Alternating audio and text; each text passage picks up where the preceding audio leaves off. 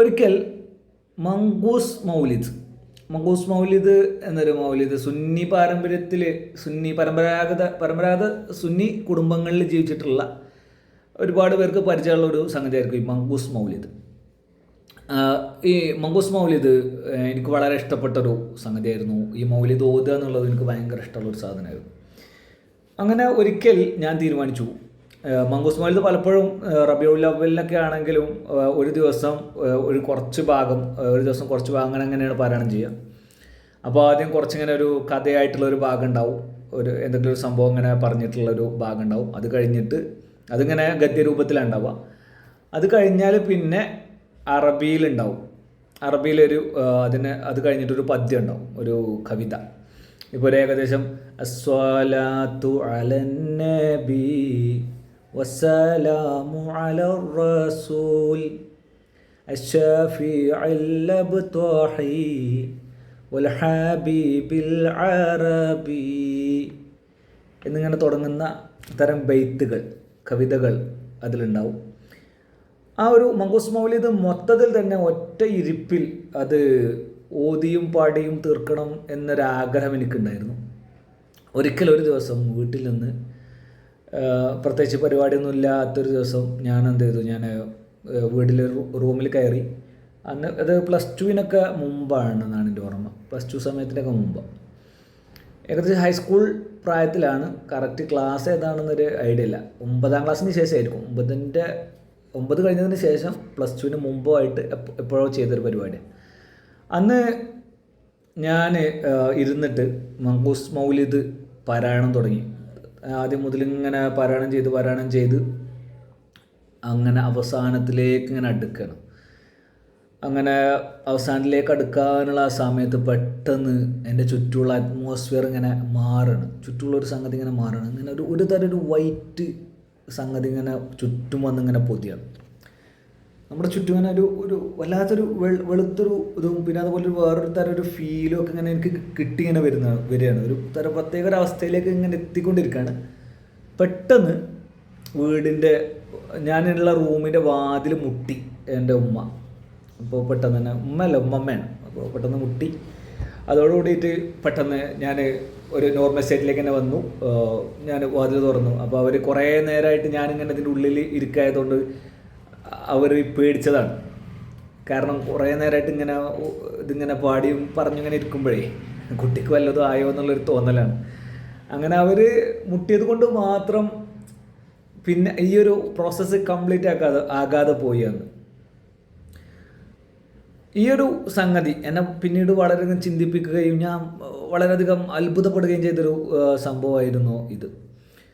ഈ ഒരു ഈ ഒരു കഥ ഞാൻ ഈ ഒരു വീഡിയോ 3ാമതായിട്ട് ഞാൻ ചെയ്യുമെന്ന് പറഞ്ഞ വീഡിയോയുടെ ഭാഗമാണ്. ആണ് 3ാമത്തെ വീഡിയോ.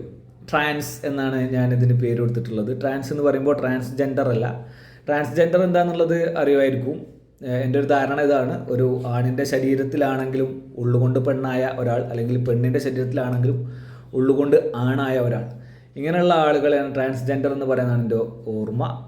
ഇനി അങ്ങനെ അല്ലെങ്കിൽ അത് കമൻറ്റ് ബോക്സിൽ തിരുത്താവുന്നതാണ്. എന്നാൽ ഞാൻ പറയുന്ന ട്രാൻസ് അതല്ല. ഞാൻ പറയുന്ന ട്രാൻസ് നമ്മളല്ലാതെ ആവുന്ന ഒരവസ്ഥയിലേക്ക് എത്തുക.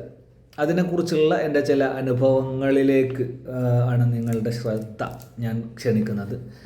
അപ്പോൾ ഈ പറയുന്ന ഒരവസ്ഥ, അതായത് നമ്മളല്ലാതാവുന്ന ഒരവസ്ഥ സംജാതമാകും. അത്തരമൊരു സംഗതി ഈ ഒരു മതത്തിൻ്റെ ചില വശങ്ങൾക്ക് അങ്ങനെ ഒരു സംഗതി സാധ്യമാക്കാൻ കഴിയും. ഇപ്പോൾ വെളിച്ചപ്പാട് അറിയില്ലേ? ഈ വെളിച്ചപ്പാട് തുള്ളുക എന്ന് പറയുമ്പോൾ അത് പലപ്പോഴും അവർ ആ ഒരു ഉറഞ്ഞു തുള്ളുന്ന സമയത്ത് ഒരു വല്ലാത്തൊരവസ്ഥയിലേക്ക് പോകുന്നുണ്ട് എന്നാണ് പറയുന്നത്. വല്ലാത്ത അവസ്ഥ എന്ന് പറയുമ്പോൾ വേദനാജനകമായ അവസ്ഥ എന്നല്ല, അവരല്ലാതായി മാറുന്നൊരവസ്ഥ, അതാണ് ഉദ്ദേശിക്കുന്നത് കേട്ടോ. വേദന ഇല്ല എന്നൊന്നല്ല. ആ വാൾ കൊണ്ട് തലക്കൊക്കെ വെട്ടുമ്പോൾ ചിലപ്പോൾ വേദന ഉണ്ടാവുമല്ലോ. എന്നാൽ അവർ വല്ലാത്തൊരവസ്ഥയിലേക്ക് എത്തിപ്പെടുന്ന സന്ദർഭങ്ങളുണ്ട്. അതുപോലെ തന്നെ ഓരോ മതത്തിൻ്റെയും ആചാരങ്ങളിൽ ഈ രീതിയിൽ വളരെയധികം നമ്മളെ തന്നെ അർപ്പിച്ചുകൊണ്ടുള്ള ഒരവസ്ഥ വരുന്ന സമയത്ത് ഈ രീതിയിലുള്ള അവസ്ഥകൾ സംജാതമാകും. അതായത് നമ്മളല്ലാതായി മാറുന്നൊരവസ്ഥ, അല്ലെങ്കിൽ ഒരു തരം ഒരു പ്രത്യേകമായൊരു അനുഭൂതി നമ്മൾക്ക് ഉണ്ടാകുന്ന അവസ്ഥയൊക്കെ ഉണ്ടാവും. ഈ ഒരു സംഗതി, അതിനെക്കുറിച്ചുള്ള ചില കാര്യങ്ങൾ പങ്കുവെക്കുക എന്നുള്ളത് മാത്രമാണ് വീഡിയോൻ്റെ ഉദ്ദേശം. അപ്പോൾ ഇത്തരത്തിൽ ഉള്ള ഒരു സംഗതി പിന്നീട് ഞാൻ ഇതിനെക്കുറിച്ച് കേൾക്കുന്നത് എൻ്റെ തന്നെ ഞാൻ പഠിച്ച ഒരു ദർസിൽ എൻ്റെ കൂടെ ഉണ്ടായിരുന്ന, അതായത് പഠിക്കാനല്ല, ആ ദർസിൽ ജോലി ചെയ്തുകൊണ്ടിരുന്ന ഒരു ഉസ്താദ് ഉണ്ടായിരുന്നു, ഒരു മൂല്യരുണ്ടായിരുന്നു. അദ്ദേഹം പറഞ്ഞതിൽ നിന്നാണ് പിന്നീട് ഈ ഒരു അവസ്ഥയുടെ പരിപൂർണമായ ഒരു രീതി അല്ലെങ്കിൽ ഒരു തലം എന്താണെന്ന് പിന്നീട് ഞാൻ മനസ്സിലാക്കുന്നത്. ആളുടെ ഉപ്പ ഇതേപോലെ ഇങ്ങനെ ഇരുന്നിട്ട് റാത്തീബ് എന്നൊക്കെ പറയും. അങ്ങനെയുള്ള റാത്തീബ് എന്ന് പറയുന്ന ഒരു സംഗതി ഇങ്ങനെ പാടുകയും പറയുകയും ചെല്ലുകയൊക്കെ ചെയ്ത് ഒരു സമയത്ത് ആൾ ഇതേപോലെ വല്ലാത്തൊരവസ്ഥയിലേക്ക് എത്തുമെന്നാണ് പറയുന്നത്. ഈ ഒരു അവസ്ഥയിലേക്ക് എത്തുന്ന സമയത്ത് ഈ ആൾ അദ്ദേഹം അല്ലാതെ മാറുകയും മറ്റൊരു രീതിയിൽ പ്രതികരിക്കുകയും ചെയ്യുമെന്നാണ്. അതായത് ഒരു ആത്മീയമായ രീതിയിൽ തന്നെ, പക്ഷേ അതുവരെയുള്ള സ്വഭാവത്തിൽ നിന്ന് ആൾക്കൊരു തരം മാറ്റം സംഭവിക്കുന്നുണ്ടെന്നും പിന്നീട് ഒരു നോർമൽ അവസ്ഥയിലേക്ക് വരുന്ന സമയത്ത് അദ്ദേഹം ചില മായക്കാഴ്ചകൾ കണ്ടതായിട്ട് അദ്ദേഹം പറയാറുണ്ടെന്നൊക്കെ ഈ ഉസ്താദ് എന്നോട് പറഞ്ഞിട്ടുണ്ടായിരുന്നു. അപ്പോൾ ഇത് ഇത്തരത്തിലുള്ള അവസ്ഥകൾ പല ആചാരങ്ങൾ കാരണം സംജാതമാകുന്ന ഒന്നാണ്. അതിൽ ആ ഒരു അവസ്ഥയിൽ നിന്ന് പിന്നെ വേറിട്ട് വരുമ്പോൾ ചില ആളുകൾക്ക് അപ്പോൾ നടന്നത് ഓർമ്മ ഉണ്ടാവും, ചിലർക്ക് ഓർമ്മ ഉണ്ടാവില്ല. അപ്പോൾ അത്തരം ഒന്നിൻ്റെ പടിവാതിൽക്കൽ വരെ ഞാൻ എത്തിയിട്ടുണ്ടായിരുന്നു എന്നാണ് ഞാനിപ്പോൾ പറഞ്ഞു വന്നത്. എന്നാൽ പിന്നീടാണ് ഞാൻ മനസ്സിലാക്കുന്നത് ഇത് ട്രാൻസ് എന്ന് പറയുന്നൊരു ഹിപ്നോട്ടിക് അവസ്ഥയാണ് എന്നുള്ളതും അതിലേക്ക് നമ്മുടെ പല ഘടകങ്ങൾ നമ്മൾ അതിലേക്ക് എത്തിക്കും എന്നുള്ളതും. അത് ചിലത് നമ്മുടെ സാഹചര്യങ്ങളായിരിക്കും, ചിലത് അതിനു വേണ്ടിയിട്ട് നമ്മൾ ചെയ്യുന്ന തരത്തിൽ നമ്മൾ സ്വയം അർപ്പിച്ചുകൊണ്ട് ചെയ്യുന്ന ചില ആചാരങ്ങളായിരിക്കും. അത് കാരണമായിട്ട് നമ്മൾ ഈ ഒരു അവസ്ഥയിലേക്ക് എത്തിപ്പെടും എന്നുള്ളതാണ്. അപ്പോൾ അവിടെ ഒരു സൈക്കോളജിക്കൽ ആയിട്ടുള്ളൊരു ബാക്ക്ഗ്രൗണ്ട് അല്ലെങ്കിൽ സൈക്കോളജിക്കലായിട്ടുള്ളൊരു സംഗതി അതിൻ്റെ പിറകിലുണ്ട് എന്നാണ് ഞാൻ പറഞ്ഞു വെച്ചത്. പിന്നെ അതേപോലെ തന്നെ ഈ രീതിയിലുള്ള ചില അവസ്ഥകൾ ഞാൻ പിന്നെ പല രീതിയിൽ അനുഭവിച്ചിട്ടുണ്ട്. അതിലൊന്നാണ് അത്. പക്ഷെ നമ്മൾ ഇത്തരം ഒരു നമ്മളല്ലാതായി മാറുന്നൊരവസ്ഥയിലേക്ക് പോകുക എന്നുള്ള രീതിയിലല്ല. ഈ ഒരു കാര്യം ഖുർആൻ പാരായണം ചെയ്യുക എന്നുള്ളത് വളരെ പ്രിയമായിട്ടുള്ള ആൾക്കാർക്ക് ചിലപ്പോൾ അനുഭവിക്കാൻ കഴിഞ്ഞിട്ടുണ്ടാകും. ഇതൊക്കെ ഈ രീതിയിലുള്ളൊരു സൈക്കോളജിക്കലായിട്ടുള്ളൊരു സംഭവമൊക്കെ ആയിട്ട് തന്നെയാണ് ഞാൻ മനസ്സിലാക്കുന്നത്.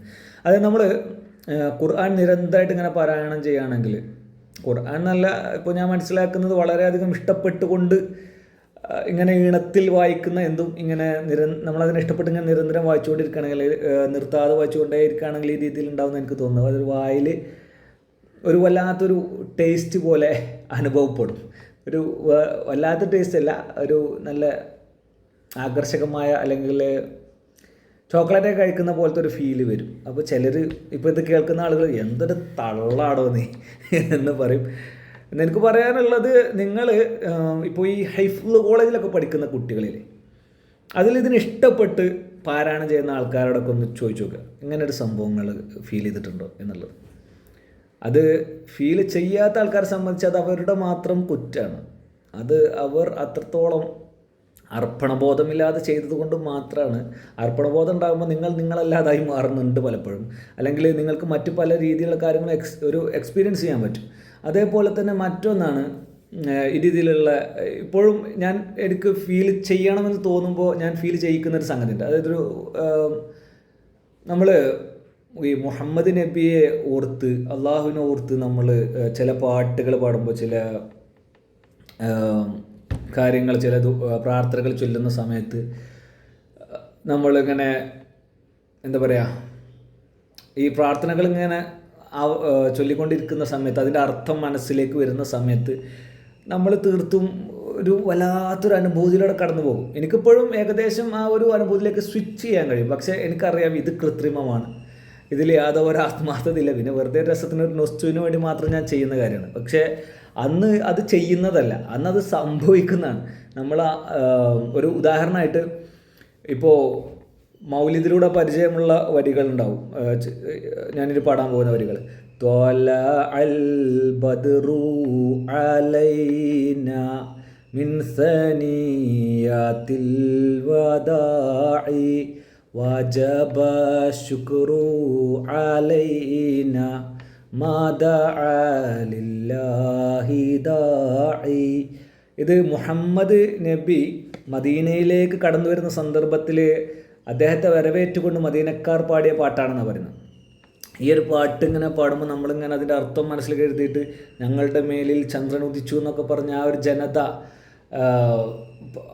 പാടുന്ന ആഹ്ലാദത്തോടു കൂടി പാടുന്ന ആ ഒരു അവസ്ഥ മനസ്സിൽ കണ്ടുകൊണ്ട് നമ്മളിങ്ങനെ പാടുമ്പോൾ നമ്മൾ തീർത്തും വേറൊരു അനുഭൂതിയിലേക്ക് നമ്മൾ പോകും. പിന്നെ അതേപോലെ തന്നെ മറ്റൊരു സംഗതിയാണ്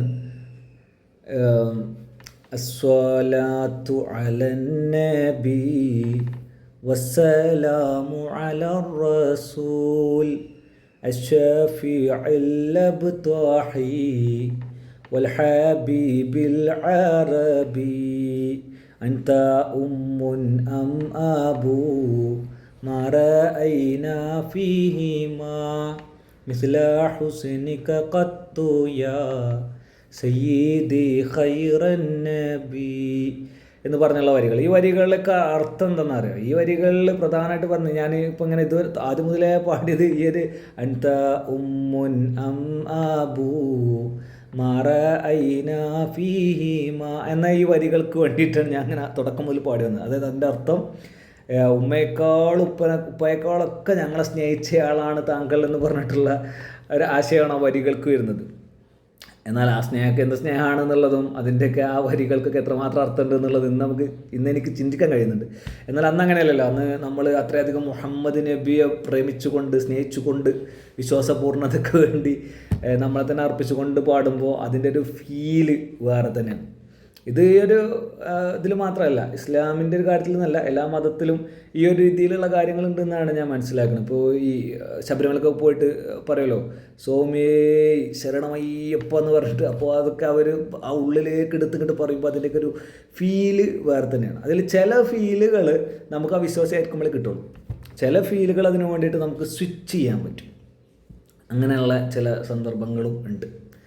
അപ്പോൾ പറഞ്ഞു വന്നത് ഇത്തരം ചില അവസ്ഥകളിലൂടെ കൂടി എനിക്ക് കടന്നു പോകേണ്ടി വന്നിട്ടുണ്ട് എന്നുള്ളതാണ്. അതുപോലെ തന്നെ ഒരിക്കൽ കുത്തുബിയത്ത് എന്ന് പറയുന്നൊരു സംഗതിയുണ്ട്.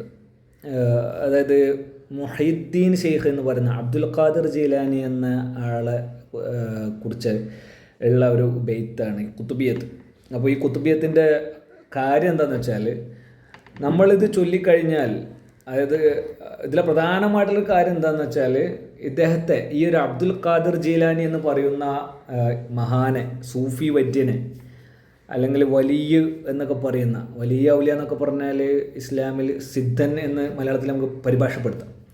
അള്ളാഹുവിനോട് ഏറ്റവും അടുത്ത സിദ്ധന്മാരിൽപ്പെട്ട ആളാണ്. അപ്പോൾ അദ്ദേഹത്തിനെ വിളിക്കണം, 1000 പ്രാവശ്യം വിളിക്കലാണ് ഇതിൻ്റെ ഒരു പ്രധാന ചടങ്ങ്. യാ ഗൗസു യാ മുഹീദ്ദീൻ അബ്ദുൽ ഖാദിർ ജീലാനി, ഇങ്ങനെ 1000 പ്രാവശ്യം വിളിച്ചിട്ട് നമ്മുടെ കാര്യം പറഞ്ഞു കഴിഞ്ഞാൽ ആളങ്ങട്ട് നമ്മുടെ കാര്യത്തിന് പ്രസാദിക്കുന്നതാണ്, നമ്മുടെ കാര്യം നടത്തി തരും പടച്ചവനോട് പറഞ്ഞിട്ടെന്നാണ് അതിൻ്റെ ഒരു കൺസെപ്റ്റ്.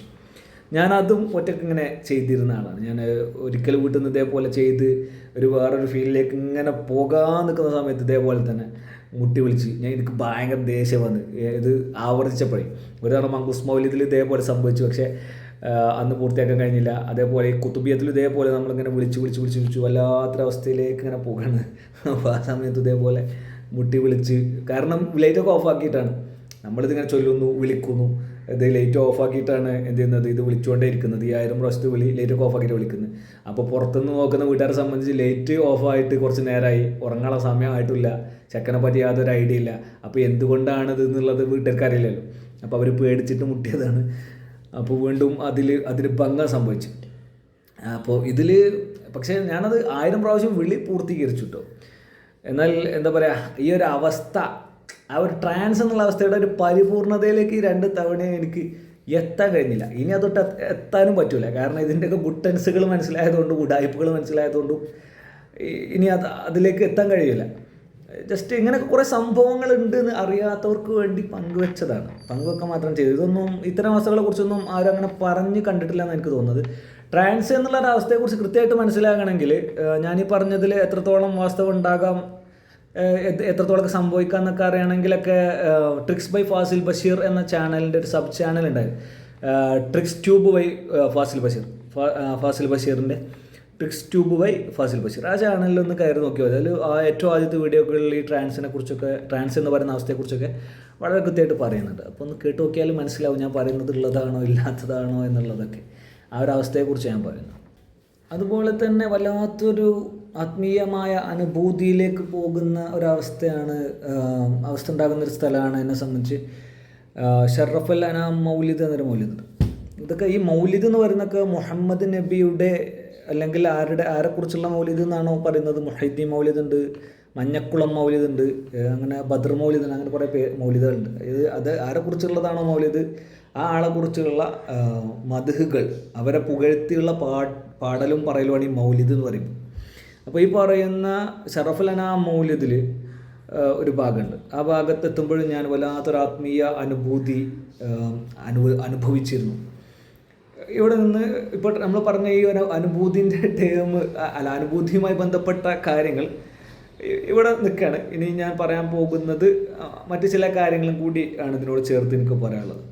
അപ്പോൾ ഇതിൽ പറയാനുള്ള കാര്യം, ഈ ഒരു വല്ലാത്തൊരു ഫീല് എനിക്ക് കിട്ടുന്ന ആ ഒരു വരികൾ ഏതാന്ന് പറഞ്ഞുതരാം. വല്ലാത്തൊരു എന്താ പറയുക, ഞാൻ വല്ലാത്ത ഗദ്ഗത ചിത്തനാകുന്ന സമയം, കരയുന്ന മനസ്സോടുകൂടി വല്ലാത്തൊരു അനുഭൂതിയോടുകൂടി ആ ഒരു ബെയ്ത്തിൻ്റെ സമയത്ത് ഞാനിങ്ങനെ കൈകൾ ഉയർത്തി, ഞങ്ങളെല്ലാവരും പാടുന്ന പോലെയൊക്കെ കൈകൾ ഉയർത്തി ഇങ്ങനെ ചോദിക്കും. അപ്പോൾ ഞാൻ അർത്ഥം അറിഞ്ഞുകൊണ്ട് തന്നെ ഞാൻ ആത്മാർത്ഥമായി തന്നെ ചോദിച്ചുകൊണ്ട് ഇരുന്ന സംഗതിയാണ്. അപ്പോൾ ഞാനിങ്ങനെ ഓർമ്മയിൽ നിന്ന് ഇങ്ങനെ ജസ്റ്റ് എഴുതിയിട്ടുണ്ട്.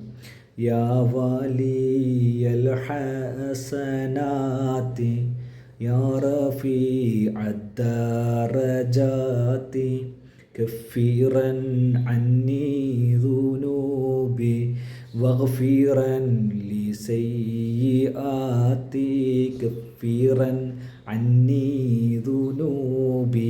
ഞങ്ങളുടെ പാപങ്ങളൊക്കെ നീ പുറത്ത് നൽകണേ, നീ അതിനെ ഇല്ലാതാക്കി കളയണേ. വഗ്ഫീറൻ ലി സയ്യിആതി, ഞങ്ങളുടെ എല്ലാ തെറ്റുകളെയും നീ പുറത്ത് തരണേ എന്ന് നമ്മളിങ്ങനെ ഉള്ളുകൊണ്ട് കരഞ്ഞ് അള്ളാഹുവിനോട് തേടിക്കൊണ്ടേയിരിക്കുന്ന സമയമാണ്. ഇതൊക്കെ എത്ര തവണ എന്നറിയും. കൂട്ടമായി നിന്നുകൊണ്ട് ആത്മാർത്ഥമായി കൊണ്ട് പ്രാർത്ഥിച്ച എത്ര വേളകൾ. എന്നിട്ട് ആ ആത്മാർത്ഥമായി തേടിയ ഒരു തേടൽ പോലും കേൾക്കാത്ത റബ്ബിൻ്റെ കാരുണ്യത്തെക്കുറിച്ചാണ് എനിക്കല്പം പറയാനുള്ളത്, ചില പ്രാർത്ഥനകളെക്കുറിച്ച്. എന്നിട്ട് അതൊന്നും കേട്ടിട്ടും യാതൊരു കുലുക്കമില്ലാതെ ഇപ്പോൾ വിശ്വാസികൾ പറയണല്ലോ, എനിക്ക് അള്ളാഹുവിൻ്റെ പരീക്ഷണം ഏറ്റതാണ്, പടച്ചോൻ്റെ അദാബ് ഇറങ്ങിയതാണ്, എനിക്ക് ഗുരുത്തക്കേടറ്റാന്നൊക്കെ പറയില്ലേ. കരഞ്ഞും പറഞ്ഞും തേടിയ ദുആകളൊന്നും തന്നെ മര്യാദക്ക് കേൾക്കാതെ അക്സെപ്റ്റ് ചെയ്യാതെ എന്നെ പടുകുഴിയിലേക്ക് വിട്ട പടച്ചോൻ്റെ കരുണയെക്കുറിച്ച് ഇനിയും ഞാൻ ബേജാറാകണമെന്നാണ് ഞാൻ ചിന്തിക്കുന്നത്. ഞാനന്ന് സ്ഥിരമായി പ്രാർത്ഥിച്ചിരുന്ന ഏതാനും ചില പ്രാർത്ഥനകൾ ഞാൻ നിങ്ങളായിട്ടൊന്ന് പങ്കുവെക്കാൻ നൽകരുന്നത്. ഇപ്പം ഞാൻ ഈ പാട്ട് പാടിയപ്പോൾ യാ വലിയൽ ഹസനാതി എന്ന് പറഞ്ഞപ്പോൾ ചില ആളുകൾക്ക് ഒരു പഴയൊരു ആൽബം പാട്ട് ഓർമ്മ വന്നിട്ടുണ്ടാവും. ഫർസാന എന്നെ മറന്നോ, നെഞ്ചകം വിട്ട് പിരിഞ്ഞോ, അല്ലേ?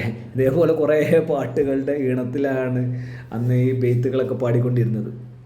ചിലതൊക്കെ അതിൻ്റേതായ ഒരു ടൂണുണ്ടാവും, ചിലത് അതിന് വേണ്ടിയിട്ട് ഏതെങ്കിലുമൊക്കെ ഒരു പാട്ടിൻ്റെ ട്യൂണിലാണ് പാടിക്കൊണ്ടിരുന്നത് എന്ന് ഓർമ്മ പങ്കുവെച്ചു എന്ന് മാത്രം. അപ്പം ഇനി ഞാനന്ന് സ്ഥിരമായി പ്രാർത്ഥിച്ചിരുന്ന ഏതാനും ചില പ്രാർത്ഥനകളെക്കുറിച്ച് കൂടി ഒന്ന് പറയാം.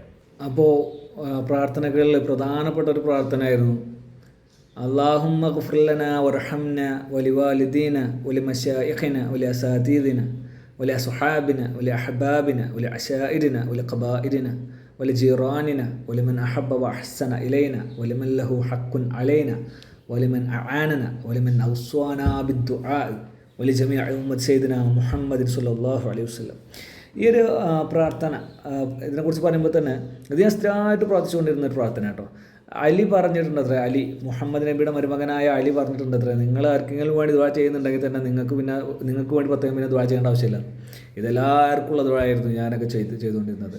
അല്ലാഹുമ്മ ഗ്ഫിർ ലനാ, അള്ളാഹു ഞങ്ങൾക്ക് നീ പുറത്ത് തരണേ, വർഹംന ഞങ്ങൾക്ക് നീ അനുഗ്രഹം നൽകണമേ, വലിവാലിദീന ഞങ്ങളുടെ മാതാപിതാക്കൾക്ക്, വലി മശായിഖിന വലിയ അസാതീദിന ഞങ്ങളുടെ ഗുരുനാഥന്മാർക്ക്, വലിയ അസാതീദിന വലിയ അസ്ഹാബിന വലിയ അഹ്ബാബിന വലിയ അശാഇരിന വലിയ ഖബാഇരിന വലിയ ജീറാനിന ഞങ്ങളുടെ ഇഷ്ടക്കാർക്ക്, ഞങ്ങളുടെ സ്നേഹിതർക്ക്, ഞങ്ങളുടെ അയൽവാസികൾക്ക്, വലിമൻ ആനന ഞങ്ങളെ സഹായിച്ചവർക്ക്, വലിമൻ ആന വലിമൻ ഔസ്വാന ബിദ്വാ, ഞങ്ങളോട് ദുആ കൊണ്ട് വസീയത്ത് ചെയ്തവർക്ക് ദുആ ചെയ്യാൻ വേണ്ടിയിട്ട് അവർക്ക് വേണ്ടി ദുആ ചെയ്യണേ എന്ന് പറഞ്ഞ് ഞങ്ങളെ ഏൽപ്പിച്ച ആളുകൾക്ക് അവർക്കൊക്കെ നീ പുറത്ത് നിൽക്കണേ, അവർക്കൊക്കെ നീ അനുഗ്രഹം ചൊരിയണേ. വലി ജമീ ഉമ്മത്തി സയ്യിദിന മുഹമ്മദിൻ സ്വല്ലല്ലാഹു അലൈഹി വസല്ലം, ഞങ്ങളുടെ നേതാവായ മുഹമ്മദ് നബിയുടെ മുഴുവൻ ഉമ്മത്തിനും നീ അനുഗ്രഹം ചൊരിയണേ, പുറത്തു കൊടുക്കണേ. ഇത് സ്ഥിരമായിട്ട് ദുആ ചെയ്തുകൊണ്ടിരുന്നത്, അർത്ഥം അറിഞ്ഞുകൊണ്ട് തന്നെ ദുആ ചെയ്തുകൊണ്ടിരുന്ന സാധനം. അതേപോലെ തന്നെ പ്രധാനപ്പെട്ട ഞാൻ ചെയ്തുകൊണ്ടിരുന്ന ദുആയിരുന്നു അല്ലാഹുമ്മ ഗഫിർ ലനാ വർഹംന, അല്ലാഹുമ്മ ഗഫിർ ലനാ വർഹംന അൻത മൗലാന ഫൻസുർനാ അലൽ ഖൗമിൽ കാഫിരീൻ. അല്ലാഹു ഞങ്ങളുടെ മേലിൽ ഞങ്ങൾക്ക് നീ പുറത്ത് നൽകണേ, അനുഗ്രഹം നൽകണേ. അതുപോലെ തന്നെ നീയാണ് ഞങ്ങളുടെ അത്താണി, നീ ഞങ്ങളെ കാഫിറുകളുടെ മേലിൽ സഹായിക്കണേ, കാഫിറുകൾക്കെതിരിൽ ഞങ്ങളെ നീ സഹായിക്കണേ എന്ന് പറഞ്ഞിട്ട് ഫൻസുർനാ അലൽ ഖൗമിൽ കാഫിരീൻ, കാഫിരീങ്ങളായ ആളുകളുടെ മേലിൽ ഞങ്ങളെ നീ സഹായിക്കണേ എന്നൊക്കെ പറഞ്ഞിട്ട് ഇതൊക്കെ സ്ഥിരമായിട്ട് ദുആ ചെയ്തുകൊണ്ടിരുന്നൊരു മനുഷ്യൻ, സ്ഥിരമായി ദുആ ചെയ്തുകൊണ്ടിരുന്നൊരു മനുഷ്യൻ. ആ മനുഷ്യൻ്റെ ദുആ കേൾക്കാൻ കരുണാമയനായ പടച്ചവന് പറ്റില്ല. അതായത് പിന്നെ അതേപോലെ തന്നെ പ്രധാനപ്പെട്ട ഞാനിങ്ങനെ ചൊല്ലിക്കൊണ്ടിരുന്ന ദുആയിരുന്നു അല്ലാഹുമ്മ ലാ തുസഅ ഖുലൂബനാ ബഅദ ഇദ് ഹദൈതന എന്ന് പറഞ്ഞിട്ടുള്ള ദുആ. അതായത് ഞങ്ങളുടെ നിർമാർഗത്തിലാക്കിയതിനു ശേഷം ഒരിക്കലും ഞങ്ങളുടെ ഹൃദയത്തിനെ നീ തെറ്റിച്ച് കളയല്ലേ എന്ന് പറയുന്ന ആ ഒരു പ്രാർത്ഥന. ഇതൊക്കെ എവിടെ, ഇതിനൊക്കെ ഫലം എന്നിട്ട് അവിടെ പോയി എന്നാണ് എനിക്ക് ചോദിക്കാനുള്ളത്. നിരന്തരമായി ഒളിഞ്ഞും തെളിഞ്ഞും ചെയ്തുകൊണ്ടേയിരുന്ന പ്രാർത്ഥനയെ തട്ടിക്കളഞ്ഞ പടച്ചവൻ്റെ കാരുണ്യത്തിൽ ഇനിയും ഞാൻ ബേജാറാകേണ്ടതുണ്ടോ എന്നാണ് എൻ്റെ ചോദ്യം. അപ്പോൾ നിങ്ങളൊക്കെ ഒരുപാട് പേർ പിന്നെ കേൾക്കുന്നവർ വിശ്വാസികളുണ്ടാവും. പ്രാർത്ഥിച്ചിട്ട് വലിയ കാര്യമൊന്നുമില്ല മക്കളെ, പ്രാർത്ഥിച്ചിട്ട് കാര്യം ഉണ്ടായിരുന്നെങ്കിൽ എനിക്കൊക്കെ കാര്യം ഉണ്ടാവേണ്ടതായിരുന്നു. ഒരു കാര്യമില്ല, ഒരു നിലക്കില്ല, ആഖിറത്തിലും ദുനിയാവിലും ഒന്നും ഉണ്ടാകുമ്പോൾ നമ്മൾ ചെയ്താൽ നമുക്ക് ഉണ്ടാവും. ഒരു കാര്യം നടക്കണമെങ്കിൽ അതുമായിട്ട് ബന്ധപ്പെട്ട കാര്യങ്ങൾ നമ്മൾ ചെയ്താൽ അതുണ്ടാകും. അതല്ലാതെ അതിൻ്റെ അപ്പുറത്തേക്ക് നമ്മൾ ഇങ്ങനെ പ്രാർത്ഥിച്ച് ഇങ്ങനെ ഒരു മൂലയ്ക്ക് ഇരുന്നിട്ട് ഒരു തേങ്ങ ഉണ്ടാകാൻ പോണില്ല, ഒരു തേങ്ങ. അതേപോലെ തന്നെ സ്ഥിരമായിട്ട് ദുആ ചെയ്തിരുന്ന ഒരു സംഗതിയാണ് അസ്മാഉൽ ബദർ. ബദരീങ്ങളെ പേര് കൊണ്ട് ദുആ ചെയ്താൽ ഉള്ള ഫലം വളരെ വലുതാണ്. ആ ദുആക്ക് ചെയ്താൽ അവരൊരിക്കലും ആഖിറത്തിൽ വെറുതാവൂല എന്നൊക്കെ പറയല്. ഈ പറയുന്ന അസ്മാവുൽ ബദർ ആണെങ്കിൽ അസ്മാവുൽ ഹുസ്ന ആണെങ്കിൽ ഇതുകൊണ്ടൊക്കെ ദർസ് കാലത്ത് എത്രയോ തവണ അത് ചൊല്ലി ദുആ ചെയ്തിരുന്ന ആളാണ് ഞാൻ. നൂറുൽ ഈമാൻ ദുആ എന്ന് പറയുന്ന ദുആ ഉണ്ട്. ഇത് പഴയ ഏടാണ്. ഇങ്ങനെ ഇത്ര വക ഏട് എന്നൊക്കെ പറഞ്ഞിട്ടുള്ള ഏടുകളുണ്ടാവും. ഇങ്ങനെയുള്ള ഏടുകളൊക്കെ നോക്കിയിട്ട് പലതരം ദുആകൾ, അതിൽ തന്നെ നൂറുൽ ഈമാൻ ദുആയൊക്കെ ഇടക്കിടക്ക് ചൊല്ലിയിരുന്ന ആളാണ്. ചെറുപ്പത്തിൽ അതൊക്കെ ചൊല്ലിയതിന് കൈ കണക്കില്ല, ഒരുപാട് ചൊല്ലിയിരുന്നു. ഇതിലൊക്കെ കോമണായിട്ട് നമ്മൾ ഒരിക്കലും അള്ളാഹുവെ ആഖിറത്തിലുള്ള ശിക്ഷയ്ക്ക് എന്നെ പാത്രമാക്കരുത്, ദുനിയാവിലുള്ള എല്ലാ തരം വിപത്തുകളിൽ നിന്ന് രക്ഷിക്കണേ എന്നുള്ള ദുആ നമ്മളങ്ങനെ ഇതിനോട് കൂടെ ചൊല്ലിവിടുന്നുണ്ട്, നമ്മൾ പറഞ്ഞു വിടുന്നുണ്ട്. നമ്മളത് അള്ളാഹുവിനോട് ചോദിച്ചുകൊണ്ടിരിക്കുന്നുണ്ട്, മനസ്സിലാക്കണം. പിന്നെ അതേപോലെ തന്നെ അഅ്ളമുസ്സലാത്ത് സ്ഥിരമായി ചൊല്ലിക്കൊണ്ടിരുന്ന മറ്റൊരു സ്വലാത്താണ് അഅ്ളമുസ്സലാത്ത്. കുറച്ചൊരു 12 പേജോളമുള്ള സ്വലാത്താണ്. ഈ സ്വലാത്തിൽ പ്രത്യേകിച്ച് ഞാനിങ്ങനെ നോക്കുമ്പോൾ അതിലുള്ള ഒരു ദുആന്റെ ഭാഗമുണ്ട്. വനഫിസ് കുർബാതി വജഅൽനീ മിൻ അഹ്ലി തഖ്വ, അല്ലാഹുവേ ഞങ്ങളെ നീ തഖ്വയുടെ സൂക്ഷ്മതയുള്ള ആളുകളിൽ നീ ഉൾപ്പെടുത്തണേ എന്ന ദുആ നിരന്തരമായി ദുആ ചെയ്യുന്ന ഒരു ദുആയായിരുന്നു അന്ന് ആ മുസ്ലാത്ത് ചെല്ലുമ്പോഴൊക്കെ. എന്താണ് അതിൻ്റെ അർത്ഥം? അല്ലാഹുവേ ഞങ്ങളെ നീ സൂക്ഷ്മതയുള്ളവരിൽ പെടുത്തണേ, അല്ലാഹു നീ ഞങ്ങളെ സൂക്ഷ്മതയുള്ളവരിൽ പെടുത്തണേ. ആരാ സൂക്ഷ്മതയുള്ളവർ? ദാലിക്കൽ കിതാബു ലാ റൈബ ഫീഹി ഹുദൽ ലിൽ മുത്തഖീൻ, മുത്തഖീങ്ങൾക്ക് വേണ്ടിയുള്ള കിതാബാണ് ഖുർആൻ. എന്താണ് ഈ മുത്തഖീങ്ങളെ കുറിച്ച് എന്താ പറഞ്ഞത്? അല്ലദീന യുഅ്മിനൂന ബിൽ ഗൈബ്, അവർ മറിഞ്ഞത് കൊണ്ട് വിശ്വസിക്കുന്നവരാണ്. വയുഖീമൂന സ്വലാത്ത, അവർ നമസ്കാരം നിലനിർത്തുന്നവരാണ്. വയുതു സക്കാത്ത, അവർ സക്കാത്ത് നൽകുന്നവരാണ്. ഇങ്ങനെയുള്ള ഒരു വിശ്വാസിൻ്റെ ലക്ഷണങ്ങൾ ഇങ്ങനെ പറഞ്ഞിട്ട് പറയുകയാണ്. ഇതൊക്കെയാണ് സൂക്ഷ്മതയുള്ളവർ. അപ്പോൾ അത്തരം സൂക്ഷ്മതയുള്ളവർ ഉൾപ്പെടുത്തണമെന്ന് അഅ്ളമു സ്വലാത്ത് ചൊല്ലിയിട്ട് പ്രാർത്ഥിച്ച മനുഷ്യനാണ് ഞാൻ. അതൊരു തവണയല്ല, പല തവണ, ഒരുപാട് തവണ. പിന്നെ അതുപോലെ തന്നെ വേറെന്താണ്? വൽ മഗ്ഫിറത്തിൻ്റെയും അതാ പുറത്തു കൊടുക്കുന്ന ആൾക്കാരിൽ ഉൾപ്പെടുത്തണേ. അജിർനീ മിനന്നാർ, നരകത്തിൽ നിന്ന് രക്ഷിക്കണേ. അദ്ഖിൽനിൽ ജന്ന, സ്വർഗത്തിലേക്ക് പ്രവേശിപ്പിക്കണമേ. വജഅൽനീ മിനൽ ഫായിസീന ഫിദ്ദുനിയ വൽ ആഖിറ, ആഖിറത്തിലും അതായത് പരലോകത്തും ദുനിയാവിലും ഈ ലോകത്തുമൊക്കെ വിജയികളായ ആളുകളിൽ നീ എന്നെ ഉൾപ്പെടുത്തണമേ. എന്നിട്ട് ഈ സാധനങ്ങളെക്കുറിച്ച് പോലും അറിയാത്ത, ഇതിൻ്റെയൊക്കെ പടി പോലും കാണാത്ത, ഇതൊക്കെ സാധാരണക്കാർ ഓതിക്കൊണ്ടിരിക്കുന്ന സാധനങ്ങൾ പെട്ടായിരുന്നതൊക്കെ അത്ര മോശമില്ലാത്തതുകൊണ്ട് ഞാൻ പിന്നീട് മൂല്യരാകാൻ പഠിച്ചുകൊണ്ടിരിക്കുന്ന കാലത്ത് ഞാൻ അതൊക്കെ ചൊല്ലിയിരുന്നതാണ്. അപ്പോൾ മക്കളെ, ഇതൊക്കെ ചൊല്ലിയിട്ടും ഈ വെള്ളക്കുപ്പായക്കാരനോട് എടാ ഹിദായത്ത് കിട്ടണമെങ്കിൽ എനിക്കൊരു തൗഫീഖ് വേണടാ എന്ന് പറഞ്ഞിട്ട് ചോദ്യങ്ങൾക്ക് ഉത്തരമില്ലാത്തപ്പോൾ, എല്ലാ ചോദ്യങ്ങൾക്കും ഉത്തരമില്ല എന്ന് പറഞ്ഞ് ഉരുണ്ടതിന് ശേഷം അല്ലെങ്കിൽ മറ്റെന്തെങ്കിലും പറഞ്ഞ് ഒഴിഞ്ഞു മാറുന്ന സമയത്ത് ഇതൊക്കെ തന്നെയാണ് അള്ളാഹിൻ്റെ ദീൻ എനിക്ക് മനസ്സിലാക്കാഞ്ഞിട്ടാണെന്ന് പറഞ്ഞിട്ട് ഒഴിഞ്ഞു മാറുന്ന നേരത്ത് ഹിദായത്ത് ഒരു തൗഫീഖാണടാ, അനക്കൊന്നും അതില്ലാഞ്ഞിട്ടാണ്, അതൊക്കെ ഒരു തൗഫീഖാണ്, ഞങ്ങൾക്ക് ആ തൗഫീഖ് ഉണ്ടെന്ന് പറയുന്ന വെള്ളക്കുപ്പായക്കാരുടെ ചീഞ്ഞ നാക്കിൽ നിന്ന് വരുന്ന ചീഞ്ചലം, അജാതി വാക്കുകൾ കേൾക്കേണ്ടി വരും. അപ്പോൾ വെറുതെ ഓതം നിൽക്കണ്ട, അതൊക്കെ അടുപ്പ് കൊണ്ടുപോയി കളഞ്ഞളി. നിങ്ങളീ പറയുന്ന പടച്ചോന്, കാരുണ്യവാനായ പടച്ചോന് ഇമാതിരി ഏടുകൾ നോക്കി ദുആകൾ ചെയ്തിരുന്ന, അസ്മാഉൽ ബദറും അസ്മാഉൽ ഹുസ്നയും ചൊല്ലിക്കൊണ്ട് അതിൻ്റെ ബറക്കത്ത് കൊണ്ട് തേടിക്കൊണ്ടിരുന്ന എല്ലാ ബലാവും ആഫത്തും ഇടങ്ങേറുകൾ മുസീബത്തും ബദരീങ്ങളെ ബറക്കത്തിനാൽ എമൈ കാക്കണം റഹ്മാനാ അല്ലേ. എല്ലാ ബലാവും ആഫത്തും എല്ലാ തരത്തിലുള്ള ആപത്തുകളിൽ നിന്ന് രോഗങ്ങളിൽ നിന്ന് ഒക്കെ ഈ ബദരീങ്ങളെ ബറക്കത്തിനാൽ നീ കാക്കണേ പടച്ചോനെ എന്ന് പറഞ്ഞിട്ട് നമ്മൾ ദുആ ചെയ്ത് എത്ര തവണ ദുആ ചെയ്തിട്ടുണ്ട്. മങ്കൂസ് മൗലിദ് അടക്കം മൗലിദുകൾ ഓതിയിട്ട് റാത്തീബുകൾ ഓതിയിട്ട് ഇതുപോലത്തെ ഏടുകൾ നോക്കി ചൊല്ലിയിട്ട് എത്ര ദുആകൾ നമ്മൾ ചെയ്തിട്ടുണ്ട്. ഖത്തം ദുആകൾ എത്ര ചെയ്തിട്ടുണ്ട്. ഖുർആൻ മുഴുവൻ പാരായണം ചെയ്തിട്ട് നമ്മൾ ഒറ്റക്കായിട്ടും ഹാഫിളീങ്ങളുടെ ഖുർആൻ മുഴുവനായി മനഃപ്പാഠമാക്കി അവരുടെ കൂട്ടത്തിലിരുന്ന് ദുആ ചെയ്തിട്ടുണ്ട് എത്ര പ്രാവശ്യം. 23-ാമത്തെ വയസ്സിൽ തുടങ്ങിയ സന്ദേഹം കാരണമായിട്ട് 24-ലെത്തി നിൽക്കുമ്പോൾ ഒരു വർഷം കൂടി പടച്ചോന മാർഗത്തിൽ നിന്നാൽ ഒരു പക്ഷേ ഹിദായത്ത് തിരിച്ചു വന്നേക്കാമെന്ന് കരുതി ഒരു കൊല്ലം പടച്ചോന് കൊടുത്തിട്ട്, അതും എങ്ങനെ അള്ളാഹുവിനെ സ്മരിക്കുന്ന സദസ്സിൻ്റെ അരികിലൂടെ പോയവനെ പോലും വെറുതെയാക്കില്ല എന്നാണ് നമ്മളെ മൂല്യന്മാർ പലരും വാഴ്ന്നു പറയൽ. അപ്പോൾ ഇത് മുതഅല്ലിമീങ്ങളുടെ കൂട്ടത്തിലിരിക്കുമ്പോൾ, മതപഠന വിദ്യാർത്ഥികൾ മതപഠിതാക്കളുടെ ഇടയിലിരിക്കുമ്പോൾ അതിൻ്റെ വർഗത്തുണ്ടെങ്കിൽ പടച്ചോൻ കഴിച്ചിലാക്കിയാലോ എന്ന് കരുതി ആ ഒരു പ്രതീക്ഷ കൊണ്ട് അവരുടെ കൂടെ ഇരുന്ന ഒരുത്തൻ അസ്മാഉൽ ബദർ കൊണ്ടും അസ്മാഉൽ ഹുസ്ന കൊണ്ടും അള്ളാഹുവിൻ്റെ പേരുകളെ കൊണ്ടും ബദറിൽ പങ്കെടുത്ത സ്വഹാബി വര്യന്മാരുടെ പേര് കൊണ്ടും ദുആ ചെയ്തിരുന്നൊരുത്തൻ, നിത്യമായി സ്വലാത്ത് ചൊല്ലിയിരുന്നൊരുത്തൻ, നിത്യമായി ഖുർആൻ പാരായണം ചെയ്തിരുന്നൊരുത്തൻ, എന്തിനേറെ പറയുന്നു ലദ്ദത്ത്, ഖുർആനോത്തിൻ്റെ ഖിറാഅത്തിൻ്റെ ലദ്ദത്ത് രുചി അറിഞ്ഞൊരുത്തൻ. അത് ആത്മീയമായിട്ടാണെങ്കിൽ അങ്ങനെ, ശാരീരികമായിട്ടാണെങ്കിൽ അങ്ങനെ. തള്ളണ്ടടാ എന്ന് പറയുന്ന ആളുകളുണ്ടാവും. അവരോട് പറയുന്നത് നീ അതൊന്നും അനുഭവിക്കാത്തത് അത് നിൻ്റെ കുറ്റാണ്.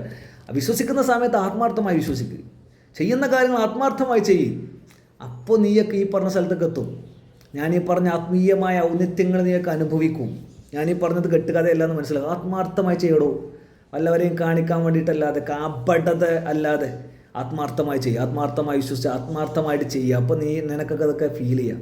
അപ്പോൾ ചിലർക്ക് പറയണ്ടാവും, ചില വെള്ളക്കുപ്പായക്കാർക്ക് പറയണ്ടാവും എന്താ പറയുക, അല്ലെങ്കിൽ ഇങ്ങനെ ഭയങ്കര ദീനിയായ വിശ്വാസി മകുട്ടങ്ങളായിട്ടുള്ള ആൾക്കാർക്ക് പറയണ്ടാവും അതൊക്കെ അനുഭവിച്ചിട്ട് രുചി പെടുത്തിയില്ലെന്ന് ചോദിക്കും. അതന്നെ എനിക്ക് പറയാനുള്ളത്. ഇതൊക്കെ അനുഭവിച്ച് ഇത്രയും ആത്മാർത്ഥമായി ഇതൊക്കെ ചെയ്ത് കൂട്ടിയിട്ട് അതും അതിൻ്റെയൊക്കെ ആത്മീയമായ പല അനുഭവങ്ങൾ ഉണ്ടായിട്ട് അങ്ങനെയുള്ള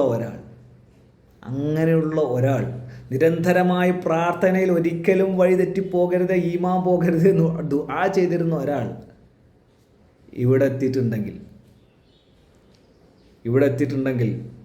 അതിൻ്റെ യാഥാർത്ഥ്യം മനസ്സിലാക്കിയത് കൊണ്ടല്ലേ? അതിൻ്റെ യാഥാർത്ഥ്യം മനസ്സിലാക്കിയത് കൊണ്ടാണ്. നിങ്ങളുടെ അള്ളാഹ് കരുണല്ലാത്തതുകൊണ്ടാണ്. കരുണ എന്നൊക്കെ പറഞ്ഞാൽ ഞാൻ ഒലിപ്പിച്ച കണ്ണീരിന് ഒരു 10 പൈസേൻ്റെ വില തരാത്ത പടച്ചോൻ എന്ത് കരുണയുള്ളത്. തസ്ബീഹ നമസ്കരിച്ച് സുജൂദിൽ കിടന്ന് എത്ര നേരം ഞാനൊക്കെ കരഞ്ഞിട്ടുണ്ടെന്നറിയാം. തൗബ എത്ര പ്രാവശ്യം ചെയ്തിട്ടുണ്ടെന്നറിയാം. അതും ചെയ്ത തൗബയിൽ ചിലത് ഒറ്റക്കുള്ള തൗബയാണെങ്കിൽ ചിലത് കൂട്ടായിട്ടുള്ള ഒരു 7 വായിച്ചുള്ളൊരു തൗബുണ്ട്, ആ തൗബയൊക്കെ ഉണ്ട്. അപ്പോൾ അതൊക്കെ ചെയ്തതിൻ്റെ കുഴപ്പമാണെന്ന് പറയുന്നത് വെച്ചാൽ മൗലിദ് കിതാബ് എടുത്ത് അടുപ്പിലെറിയടോ. ഖത്തം ദുആൻ്റെ പേജാണ് കയറി കളഞ്ഞതാണ്. ഖത്തം ദുആ ഓതിയ ഖുർആനിൻ്റെ ബറക്കത്തുകൊണ്ട് നമ്മളെല്ലാം ആഗ്രഹം സാധിക്കുന്നു. കഴിഞ്ഞു അങ്ങനെയൊക്കെ പഠിപ്പിച്ചിന്. ആ ഖത്തം ദുആൻ്റെ പേജാണ് കയറി കളഞ്ഞ അടുപ്പിലെറി. ഇതേപോലത്തെ ഏടുകൾ ഉമ്മമാരെ ഉപ്പമാരെ സഹോദരങ്ങൾ ഇതൊക്കെ പെരയിലുണ്ടെങ്കിലേ വെറുതെ കൊണ്ടേ കത്തിച്ച്, അല്ലെങ്കിൽ ഏതെങ്കിലും കാലത്ത് ഞാൻ എത്തിയ സ്ഥലത്തൊക്കെ നിങ്ങൾ എത്തുമ്പോഴേ പറയും, മറ്റൊരു പറയും അവരൊന്നത് കണ്ടിട്ടുണ്ടാവില്ല, ചൊല്ലിയിട്ടുണ്ടാവില്ല. എന്നിട്ട് ആ വെള്ളക്കുപ്പായക്കാർ പറയും നിങ്ങളോട് എന്താ പറയുക, ഒരു തൗഫീക്ക് വേണം. ഞങ്ങൾക്ക് തൗഫീക്ക് ഉണ്ടെങ്കിലേ ഈമാൻ നിൽക്കുള്ളൂ. എന്ത് തൗഫീക്കടോ? എന്ത് തൗഫീഖ്. അപ്പോൾ ഇതൊക്കെയാണ് എൻ്റെ കഥകളിലെ ചില ഭാഗങ്ങൾ. ഇത്രയധികം ആത്മാർത്ഥമായി പ്രാർത്ഥിച്ച, ആരാധനകൾ ചെയ്ത, നട്ടപ്പാതിരാകാരും കാണാത്ത നേരത്തെ എണീറ്റ് നമസ്കരിച്ച, യാസീൻ ഓതിയും ഖുർആൻ മൊത്തത്തിലോതിയും ദുആ ചെയ്ത, വല്ലുഹ വല്ലൈലി ഇദാ സജ എന്ന് പറയുന്ന സൂറത്ത് അള്ളാഹുവിനോർത്ത് ഇങ്ങനെ ഓതിക്കൊണ്ടിരുന്ന, അത് വല്ലാത്തൊരു പ്രതീക്ഷയായിരുന്നു. അത് നമ്മളെ അള്ളാഹു ഒരിക്കലും കൈവിടൂല. മുഹമ്മദ് നബിയോട് പറഞ്ഞതായിട്ട് മുഹമ്മദ് നബി ഓതിക്കൊടുത്തതാണ്. വല്ലുഹ വല്ലൈലി ഇദാ സജ മാ വദ്ദഅക റബ്ബുക വമാ ഖല. നിനക്ക് വാഗ്ദാനം ചെയ്ത് ഒരിക്കലും പടച്ചോൻ എന്ത് ചെയ്യൂല, അത് ലംഘിക്കൂല. വലൽ ആഖിറതു ഖൈറുൽ ലക മിനൽ ഊല. അല്ലേ, ആദ്യത്തിനേക്കാളും അവസാനത്തായിരിക്കും ഒരു പക്ഷേ നിനക്ക് ഏറ്റവും ഉത്തമമായത്. ഖൈറുൽ ലക മിനൽ ഊല വലസൗഫ യുഅ്തീക ഫതർല അലം യജിദ്ക യതീമൻ ഫആവ. നിന്നെ അനാഥനായി കണ്ടെത്തിയപ്പോൾ ഞാൻ നിന്നെ ചേർത്ത് പിടിച്ചില്ലേ. വജദക ളാല്ലൻ, നിന്നെ നിന്നെ വഴിപിഴച്ചവനായി അല്ലെങ്കിൽ വഴിതെറ്റിയവനായി കണ്ടെത്തിയപ്പോൾ ഫഹദ, അപ്പോൾ ഞാൻ നിന്നെ നിർമാർഗത്തിലാക്കിയില്ല എന്നൊക്കെ പറഞ്ഞിട്ടുള്ള ഒരു സൂറത്താണ്. അതുപോലെ അലം നശ്റഹ് ലക സുദ്റക വവളഅനാ ലക ദിക്റക. ഈ അത് അലം നശ്റ ഓതി തെറ്റിപ്പോയെന്ന് തോന്നുന്നുണ്ട് അത്. അപ്പോൾ ഇങ്ങനെ ഒരുപാട് എന്താ പറയുക, വളരെയധികം അള്ളാഹുവിനെ ഓർത്തുകൊണ്ട് ഓതിയ സൂറത്തുകൾ, ഖുർആനിലെ അധ്യായങ്ങൾ, അള്ളാഹുവിനെ ഓർത്ത് ചൊല്ലിയ ദിക്റുകൾ, മുഹമ്മദ് നബിക്കായി ചൊല്ലിയ സ്വലാത്തുകൾ, ഇതൊക്കെ എവിടെ മക്കളെ? അള്ളാഹിൻ്റെ കരുണ എവിടെ മക്കളെ? മത്താ നസ്റുല്ലാഹ് എന്ന് പണ്ട് സ്വഹാബികൾ ചോദിച്ച പോലെ, എപ്പോഴാണ് പടച്ചോനെ സഹായം ചോദിച്ചില്ലേ എന്ന പോലെ, എവിടെ? മത്താ റഹ്മത്തുല്ലാ, ഐന റഹ്മത്തുല്ലാ, എപ്പോഴാണ് അള്ളാഹിൻ്റെ സഹായം? എവിടെയാണ് അള്ളാഹിൻ്റെ സഹായം? അല്ലെങ്കിൽ അള്ളാഹിൻ്റെ കാരുണ്യം, റഹ്മത്ത്, അള്ളാഹിൻ്റെ അനുഗ്രഹം എപ്പോഴതൊക്കെ ഇനി? അപ്പോൾ പറഞ്ഞു വന്നത് ഒന്നും കാര്യമില്ല, നിങ്ങൾ നോക്കിയിരിക്കത്തേ ഉള്ളൂ, ചെയ്യാനുള്ളത് ചെയ്യുക. അതല്ലാതെ പ്രാർത്ഥിച്ച് അവിടെ ഇരുന്നാലേ ലാസ്റ്റ് ആ പ്രാർത്ഥിച്ച സമയം പോയി കിട്ടും. ചെയ്യാനുള്ള കാര്യങ്ങൾ എന്തൊക്കെയാണെന്ന് ഓർത്ത് അത് കൃത്യമായി പ്ലാൻ ചെയ്ത് എങ്ങനെയൊക്കെ ചെയ്യണമെന്ന് പഠിച്ച് ചെയ്യേണ്ട കാര്യങ്ങൾ. ദുആ ചെയ്തിരുന്നാൽ ഒന്നും കിട്ടാൻ പോകണില്ലെന്ന് മാത്രമല്ല, ഏതെങ്കിലും സമയത്ത് എന്നെപ്പോലെ ഞാൻ ഇരിക്കുന്നിടത്ത് നിങ്ങളും എത്തിക്കഴിഞ്ഞാൽ നിങ്ങളോട് ഇതേ വെള്ളക്കുപ്പായക്കാരല്ലാത്തവരൊക്കെ പറയും. നിങ്ങളുടെ അത്ര പോലും കാര്യങ്ങൾ വിശ്വസിക്കാത്തവർ, ചിന്തിക്കാത്തവർ, നിങ്ങളുടെ അത്ര പോലും കാര്യങ്ങൾ ഒരു നിലക്കും ആത്മാർത്ഥതയോടെ ചെയ്യാത്തവർ നിങ്ങളോട് പറയും, നിനക്കൊന്നും ആത്മാർത്ഥം ഇല്ലാഞ്ഞിട്ടാടാ, നിനക്കൊന്നും ഈമ ഇല്ലാഞ്ഞിട്ടാടാ, നിനക്കൊക്കെ തൗഫീഖ് ഇല്ലാഞ്ഞിട്ടാടാ, അള്ളാഹിൻ്റെ അനുഗ്രഹം വേണടാ എന്നൊക്കെ പറയും. വെറുതെ എന്തിനാടാ അങ്ങനെ പറഞ്ഞപ്പോൾ എന്താ കുഴപ്പം എന്നായിരിക്കും ചിലപ്പോൾ നിങ്ങൾക്ക് ചിലർക്ക് ചോദിക്കാണ്ടാവുക. നമ്മൾ മറ്റുള്ളവർക്ക് വേണ്ടിയല്ലല്ലോ ചെയ്യുന്നത് അല്ലേ? സംഗതി മറ്റുള്ളവർക്ക് വേണ്ടിയല്ല നമ്മൾ ചെയ്തിട്ടുള്ളത്, നമുക്ക് വേണ്ടി ചെയ്തിട്ടുള്ളത്, നമ്മൾ പഠിച്ചവന് വേണ്ടി ചെയ്തിട്ടുള്ളത്, അതൊക്കെ ശരിയാണ്. പക്ഷെ അതൊക്കെ വേസ്റ്റ് ആയിന്നും, ആ വേസ്റ്റ് ആയതിൻ്റെ ഏറ്റവും വലിയ ലക്ഷണങ്ങളാണ് നിങ്ങളെക്കാളും വലിയ വേസ്റ്റുകൾ നിങ്ങളോട് ഈ ജാതി വർത്താനം പറയണമെന്നാണ് ഞാൻ സൂചിപ്പിച്ചത്. അപ്പോൾ അമ്മാതിരി വേസ്റ്റുകൾ എന്തെങ്കിലുമൊക്കെ പറയട്ടെ, എന്തെങ്കിലുമൊക്കെ ചെയ്യട്ടെ. നിങ്ങൾക്ക് ചെയ്യാനുള്ള കാര്യങ്ങൾ എന്താണോ അത് ചെയ്യാനുള്ള കാര്യങ്ങൾ ചെയ്യേണ്ട പോലെ ചെയ്യുക. അല്ലാതെ വെറുതെ പ്രാർത്ഥിച്ച് സമയം കളയണ്ട. അതുകൊണ്ട് വല്ലതൊക്കെ കിട്ടേണ്ട ആളുകളിൽ ഒരുത്തനാണ് ഞാൻ. അതപ്പോൾ ഞാൻ പറഞ്ഞ് വിശ്വസിച്ചാലും ഇല്ലെങ്കിലും പറയാനുള്ളത് ഞാൻ പറഞ്ഞു, അത്രേ ഉള്ളൂ.